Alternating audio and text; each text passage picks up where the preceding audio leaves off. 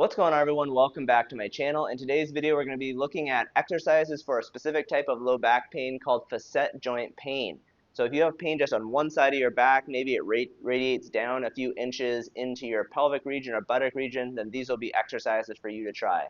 So when we think about lumbar facet joint pain, I'm going to show you on the model where the facet joints are. They are the small joints that hook our vertebrae together all the way up our spine. So we have them on either side. We have a right and a left facet joint. And there are these small joints here where you can see each vertebrae connecting to the next. When you have your back manipulated or if you twist and it pops, that sound and feeling comes from these joints. When people have facet joint pain, they'll often have it just on one side. So if they have an irritated facet joint on the right-hand side, maybe L3 or L4, it will hurt on that side, and sometimes it can radiate down a little bit into their buttock or the back of their thigh. Sometimes they'll feel like they also have a catching or locking in their back. And people often say that their symptoms are worse first thing in the morning or when they've been still for a little while. So if those are symptoms that sound like things you have going on, then go ahead and try the exercises in this video.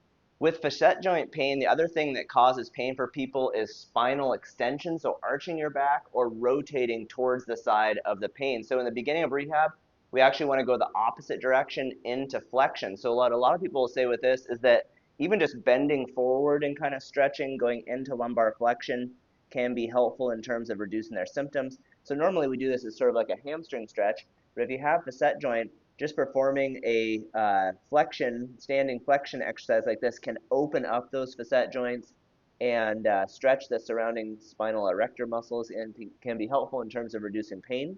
If that's not comfortable for you, the other thing you can do is go down onto the ground and do what's called a double knee to chest stretch. So you're just going to lie back and pull both of your knees to your chest. This does the same thing basically as the standing one, except for now we're not stretching our hamstrings, and we can really focus the lumbar flexion movement on our low back. So again, this just sort of takes pressure off of the facet joints and is a great option in the beginning of rehab when your pain is a little bit more sensitive. Okay, so that is basically a lumbar flexion mobility exercise for reducing facet joint pain. For the next exercise, we're going to use a tool called a peanut massager. This is a great one for spinal mobilizations. Basically, it's got two balls hooked together. So this will contact the muscles in the facet joints, and then the space in between makes sure that the bones that run up the middle of your back don't have any pressure on them. So oftentimes people come to the clinic, I'll work on them, I'll mobilize their facet joints with my thumb, but that's really difficult to do on yourself. This is kind of the next best thing, and it will help massage the surrounding muscles and get them to relax. So what you're going to do is think about having that ball positioned so that it's kind of rolling up your spine, contacting the muscles, and again, not putting pressure on the bones in the middle. So you're going to hold it there, and then what we're going to do is put your feet up on a bench or a chair. So you're going to be up like this. This kind of elevates your pelvis, and then you can just kind of lift up, kind of do a little bit of a bridge, and get the peanut massager in the right spot. And then what you're going to do is just roll through your low back. Now, the peanut massager is going to put pressure on both sides of the spine and the facet joints on both sides. So even if you only have pain on one side, you're going to kind of work the other side a little bit too, and that's okay. Putting pressure all your body weight just on one side, like say if you used a tennis ball or something, that's often too painful for people. So this is kind of a nice way of distributing the force. So when you find something that feels kind of tender, just hang out, take a few deep breaths, try to kind of get the muscles to relax. And in a lot of cases with facet joint pain, the surrounding muscles will be guarding and spasming to protect the low back. So if you can get them to relax, it can really help in terms of reducing overall pain. Okay, so that is our lumbar extensor muscle mobilization and facet joint mobilization with the peanut massager. For our next exercise, we're going to perform the spinal cat-cow exercise. A lot of you are familiar with this exercise, and it's a great one for introducing flexion and gentle extension to the low back. Again, remember, facet joints can become painful if we put them into too much extension, so we're just going to start nice and light with an exercise like this. You're going to go onto your hands and knees and basically alternate between a flexed position, which is tucking the kind of tucking your butt under, putting your pelvis in posterior pelvic tilt and rounding your spine. Again, that usually reduces facet joint pain. Then you're going to alternate and go into as much extension as feels comfortable for you. So you're kind of sticking your butt out, going into anterior pelvic tilt and spinal extension. Just move as far as your body will allow at this moment. If you can only go into a little bit of extension, that's okay. Just focus on the flexion part. And over time, as your pain reduces, you'll be able to go deeper into extension.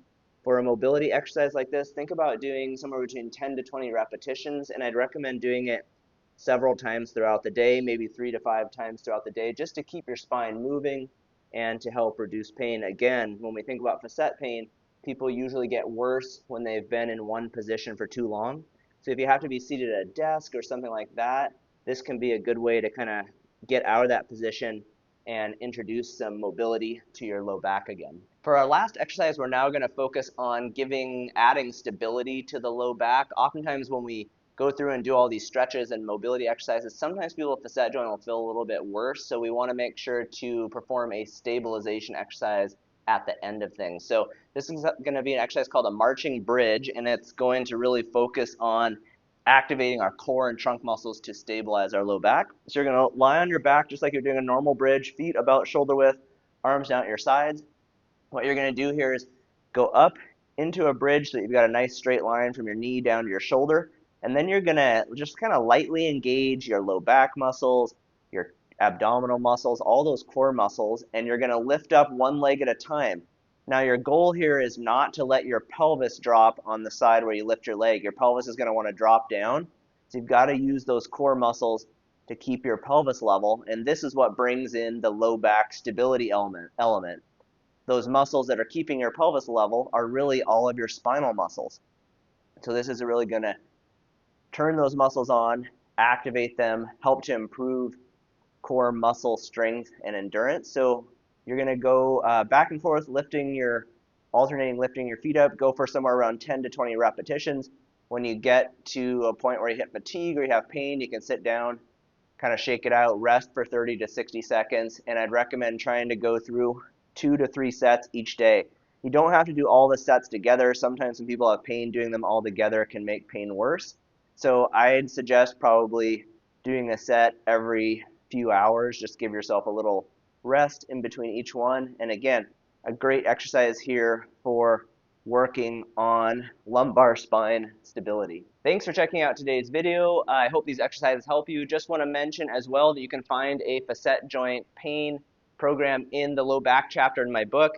If we flip back to chapter 19, which was all the back pain programs, and go in here just a little bit into the program, you'll see that a number of different conditions are covered. And right here on the bottom of page 284, we see this discussion on facet joint syndrome and facet joint pain. So you can read about this issue here, and then you can go into the program. All the programs in my book to walk you through 3 phases of rehab and have pictures of me doing the exercises.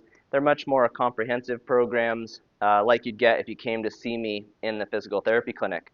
So the book is a great resource for allowing you to do your own physical therapy at home. Each body region has its own chapter. I will put an Amazon link for the book down in the description if you'd like to check it out.